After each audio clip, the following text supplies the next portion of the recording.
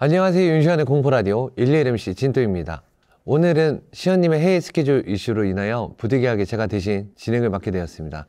자, 그럼 윤시현 없는 윤시현 공포라디오 시작하기에 앞서 오늘의 게스트를 소개해드리도록 하겠습니다. 오늘은 마왕님 그리고 공포라디오 첫 출연이시죠? 뱅진님을 모셨습니다. 두 분 인사 부탁드릴게요. 안녕하세요, 마왕입니다. 안녕하세요, 뱅지입니다. 네, 반갑습니다. 밖에 드디어 봄꽃이 피었어요. 개인적으로는 저는 올해 봄이 좀 늦게 찾아온 것 같은데 두 분은 4월의 계획이 어떻게 되시나요? 날이 따뜻해지면 아무래도 야외 활동하기 좋잖아요. 잠시만요, 저 의견 있습니다. 뭐죠? 이렇게까지 대본대로 할 거예요? 저 대본 누가 쓰는 거예요, 대체?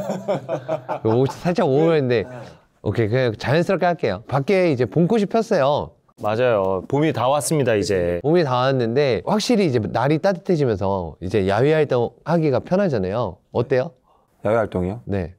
저는 좀 겨울을 더 좋아해가지고 달갑지만은 않습니다. 달갑지만은 않다. 근데 고스트 헌터들이 사실 겨울을 좀 더 선호하지 않습니까? 춥긴 하더라도 그렇죠, 맞죠. 어떤 헌팅을 하기에는 제일 적합한 날씨죠. 그러면 뱅진이는 제가 회사 대표님하고 얘기해서 추운 나라로 보내드리도록 하겠습니다. 여름 내내. 추운 나라로요? 네.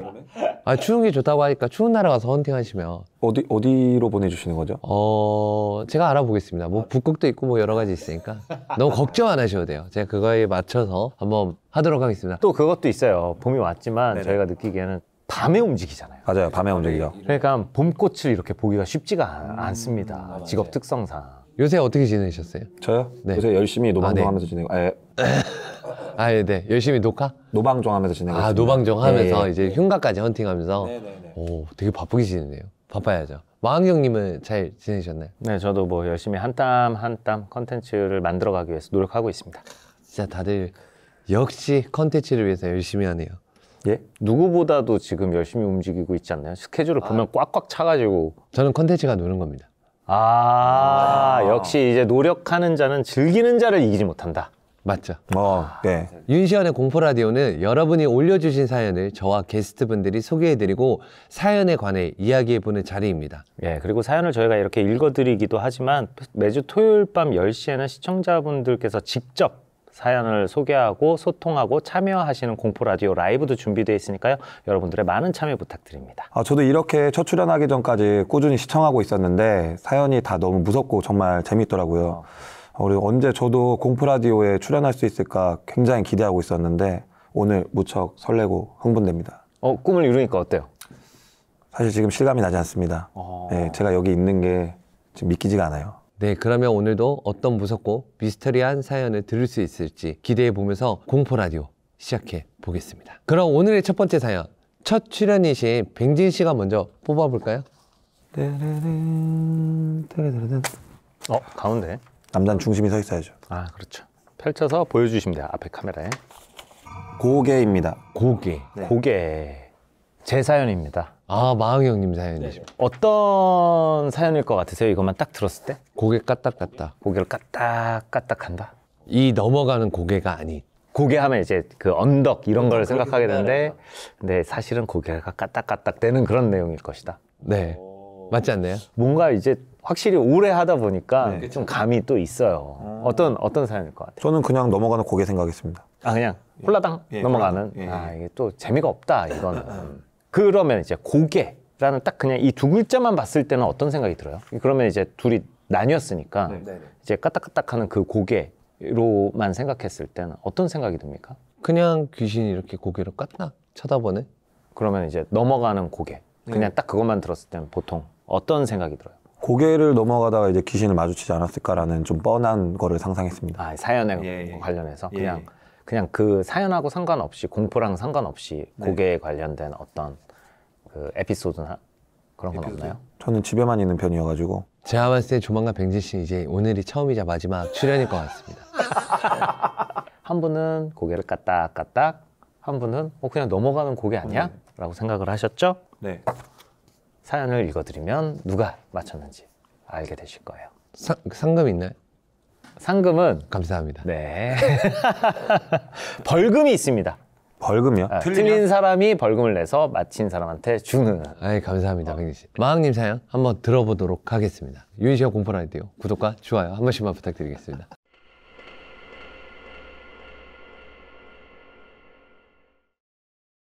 제가 이번에 소개해드릴 사연은 고개입니다. 저희 가족은 줄곧 도시에서 살았는데 아버지의 직장 때문에 온 가족이 시골로 이사를 가게 됐어요. 대도시의 편리함이 그리울수록 시골의 불편함이 확연히 느껴지던 때라 당시에는 엄청 예민했었던 것 같아요. 아버지가 다니는 회사 특성상 외근이 잦아 운전할 일이 굉장히 많으셨는데 주변에 고개가 많아 운전하기 까다롭고 위험한 도로가 많았어요. 집에서 회사로 가기 위해선 알파벳 M자나 S자처럼 구불구불한 도로를 타고 고개를 넘어야 했습니다. 저도 종종 아버지의 차를 타고 그 고개를 넘을 때가 있었는데 그때마다 마치 롤러코스터를 타는 기분이었어요. 멀미가 심했던 전 항상 각오를 단단히 하고 차를 타야만 했죠.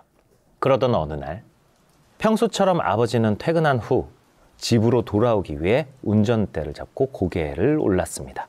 아버지의 퇴근 시간은 저녁 6시지만 산은 해가 빨리 지잖아요. 어느덧 캄캄해진 도로를 전조등 하나에 의지하며 아버지는 조심스럽게 운전하셨어요.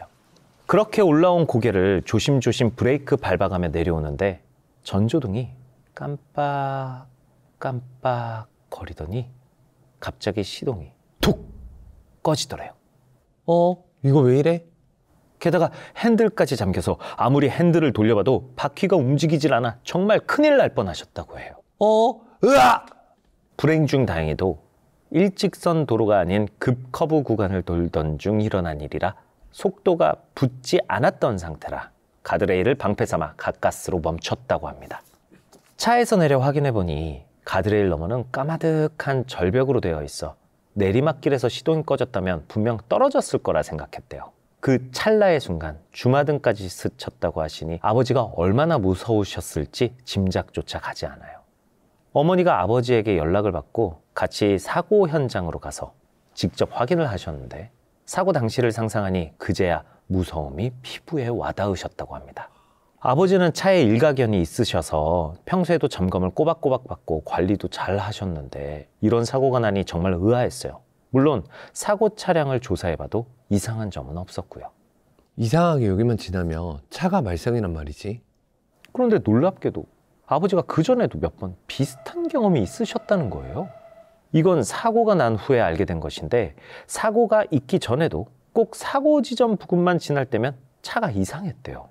더 신기한 건 꼭 아버지 혼자 운전할 때 그리고 주변에 다른 차량 없이 혼자 지나갈 때만 차가 이상해지기 시작했다는 겁니다. 사고가 그렇게 하나의 미스테리한 일로 종결되어 가나 싶을 때쯤 어머니가 한 모임에 갔다가 아버지가 겪은 일로 썰을 푸셨대요. 그런데 가만히 이야기를 듣던 아주머니 한 분이 언제 한번 아버지를 모시고 자신을 찾아오라고 하셨다는 겁니다. 알고 보니 그 아주머니는 무당이었대요. 어머니는 아버지에게 그 무당을 한번 만나러 가자 오랜 시간 설득하셨지만 아버지는 들은 채도 하지 않으셨습니다. 오죽하면 저도 나서서 설득을 했는데도 아버지는 꿈쩍도 하지 않으셨어요. 아버지가 딸 바보라 제 말이라면 끔뻑 죽는 신용까지 하시던 분이었는데 말이죠. 싫다니까 왜 자꾸 그래?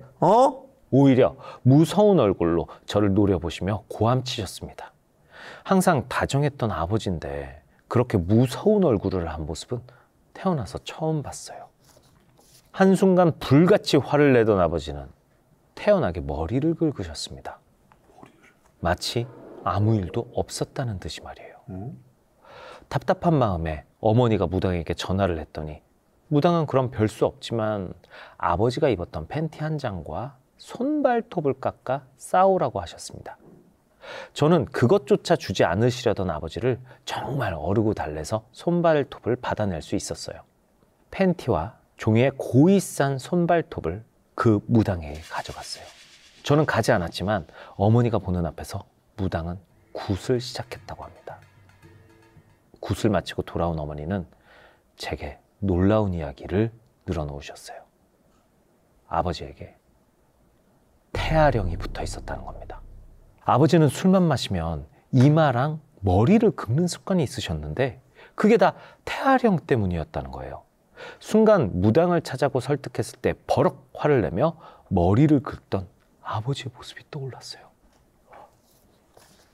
앞서 말했듯 아버지가 머리를 긁는 습관은 술에 취했을 때 나오던 습관이었는데 화를 내던 순간에 아버지는 술을 전혀 마시지 않으셨었습니다. 어쩌면 무당을 찾아가자던 말에 태아령이 무서워서 잠시 그렇게 아버지의 몸을 빌려 나온 것이 아닐까 하고 지금도 생각하고 있어요. 이어서 어머니가 계속해준 이야기도 너무 놀라웠어요. 사실 아버지가 이번 차 사고 외에도 죽을 고비가 여러 번 있었는데 그게 다 태아령 때문이었다는 겁니다. 한 번은 시설 정비 쪽 담당이셨던 아버지가 기계를 수리하던 중 고압 기계가 터져 그 부품이 아버지의 고관절로 파고들어서 대수술을 받은 적이 있었어요. 10시간이 넘는 대수술 끝에 눈을 뜬 아버지의 첫 마디는 놀랍게도 머리가 너무 가려워. 그때는 저도 어려서 대수롭지 않게 생각했었는데 지금 이 이야기를 듣고 나니까 너무 무섭더라고요. 아버지는 당시 상황이 잘 기억나지 않는다 하셨습니다. 또 하루는 아버지가 술에 잔뜩 취해 독극물을 삼키셨던 적이 있어요. 응급실에 실려가서 위세척을 몇 번이고 한 후에 겨우 깨어나셨는데 나중에 왜 그랬냐고 따져서 물으니까 돌아오는 답변이 참 황당했던 기억이 납니다. 그냥 이걸 마셔도 죽지 않을 것 같다는 생각이 들어서. 머리를 극적이면서 아무렇지도 않게 말하는 아버지를 보니 너무 어처구니가 없었어요. 이후로도 아버지가 술에 취할 때면 이 일이 트라우마로 남아서 항상 노심초사하던 기억이 납니다. 그런데 이 모든 일들이 태아령 때문에 일어난 일이라 생각하니 앞뒤가 전부 맞아 보였어요.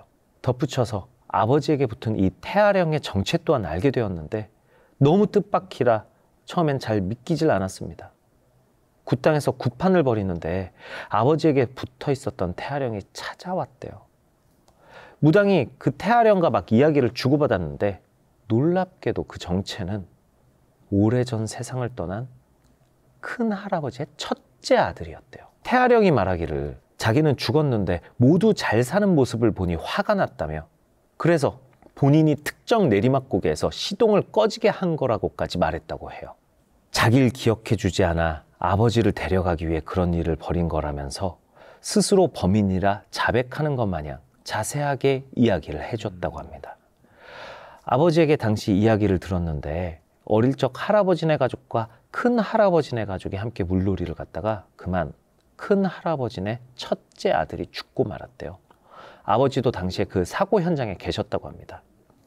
하지만 옛날엔 부모보다 아이가 먼저 죽으면 장례도 치르지 않고 또 무덤에 봉도 올리지 않고 그냥 매장하는 경우가 많았다고 해요. 큰 할아버지네도 그렇게 장례 없이 조촐하게 할머니 墓 옆에 첫째 아들을 묻었다고 합니다. 정말 자신이 이렇게 잊혀지는 것에 화가 난 걸까요? 그렇다면 왜 아버지에게부터 이렇게 못살게 군 것일까요? 지금도 개인적인 의문으로 남아있고 이런 일이 있을 수 있나 싶어요. 그 이후에 아버지를 설득해서 태아령의 넋을 기리는 굿을 한 번 더 진행하였습니다. 아버지도 그 순간엔 무슨 생각을 하시는지 표정에 생각이 많아 보이셨어요. 또 그 첫째 아들분이 묻힌 곳을 찾아 봉분이라도 올려드리려고 했으나 워낙 오래된 일이라 찾지 못했다고 들었습니다. 다행히 그 이후에는 아버지에게 더 이상 죽을 고비가 찾아오지는 않았고 머리를 긁는 행동도 사라지셨어요. 하나 바뀐 것이 있다면 사고가 났던 차는 폐차를 하고 새로 구매하셨습니다.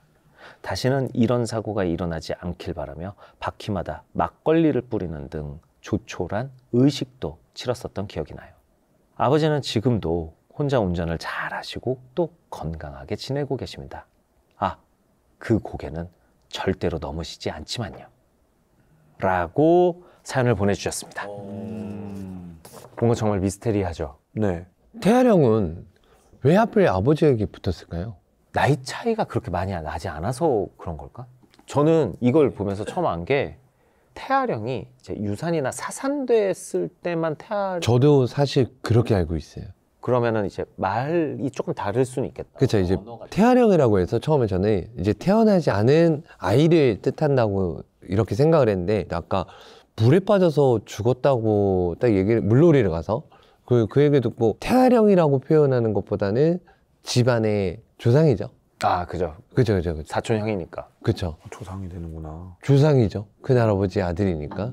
근데 왜 하필 아버지에게 붙었을까라는 좀 생각을 저도 많이 하고 있었거든요. 궁금한 거 여쭤봐도 돼요? 물에 빠져 죽으면 수살기 되는 거 아닙니까? 근데 물놀이가 가서 사고를 당해 죽었다고 했기 때문에 뭐 그거는 어떻게 표현하냐에 따라 달라지는 거죠. 그리고 물에 빠져 죽었다 해서 수사기라고 표현하는 게 아니라 물에 빠져 죽었어도 어쨌든 시신은 건졌잖아요. 건지고 장례를 치렀잖아요. 그리고 묘까지 안치를 시켰기 때문에 그건 이제 수사기라고 표현하기 좀 그래요. 그냥 물에 빠져 죽은 조상님이라고 하는 건데, 근데 저는 태환 형은 왜 하필 아버지에게 붙었을까 물어봤잖아요. 저는 좀 짐작이 가는 게 큰 할아버지면 제보자님의 형이잖아요. 아, 제보자면 아버지의 형. 제보자님이 아버지의 형이고, 그리고 좀 유대관계가 있었겠죠. 보통 그런 경우 이제 오거든요. 아, 친하거나. 그렇죠. 유대관계가 있고 나이대가 비슷하거나. 그 나이대는 비슷했을 가능성이 있죠. 태환 형이라고 표현하기 그런데 어릴 때이기 때문에 분명히 성인이 되기 전이었을 거예요. 성인이 되기 전이었을 텐데 어떤 원한 때문에 왔을까? 잘 먹고 잘 사는 게 너무 억울했다?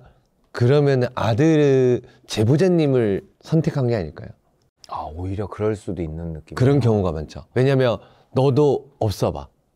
이런 거죠. 그러면 지금 제보자님이 제보해 주셨잖아요. 네. 그럼 이 제보자님 나이가 있을 거 아니에요. 그럼 이 제보자님 나이대와 큰할아버지 아드님이 돌아가셨을 때와 좀 나이대가 비슷할 때 저런 상황들이 오지 않았을까라는 생각을 하고 있어요.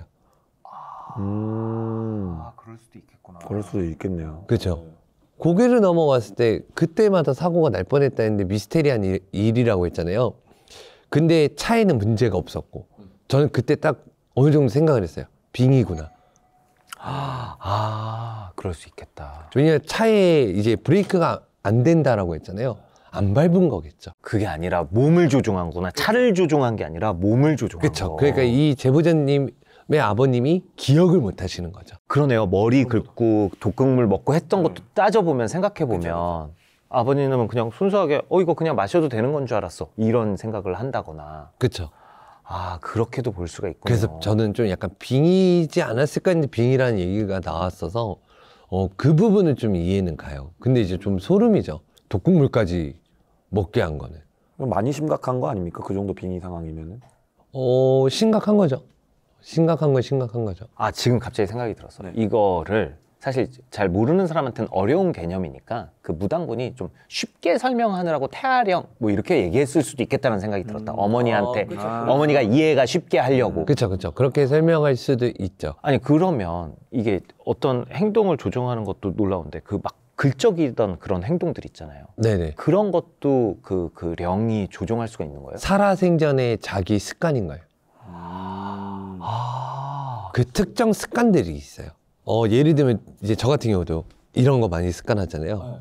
저도 모르게 자주 쓰는. 살아생전에 그 넋들이 했던 행동의 습관인 거예요. 머리를 극적인다든가 코를 판다든가 뭐 이런 부분들. 그럼 빙의가 됐다라는 거는 그런 좀 조종을 할 수 있죠. 충분히 가능성은 있죠. 자기도 모르게 그 습관대로 따라하게 되는. 네, 들어갔다는 신호예요. 와, 너무 무섭다. 그런 거. 소름도 많이 돋고요, 지금. 쫙 돋았습니다.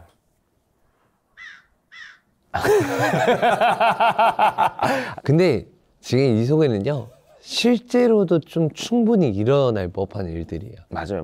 정말 많아요, 은근히. 저도 이런 케이스의 좀 일들을 좀 많이 맡아봤는데 진짜 제일 무서운 귀신이 조상이에요. 진짜로. 여러분 사연 많이 보내주시고 제가 사연이 많이 없어요. 그러니까 여러분 사연 많이 보내주시고 또 댓글로도 많이 응원해 주시길 바라겠습니다.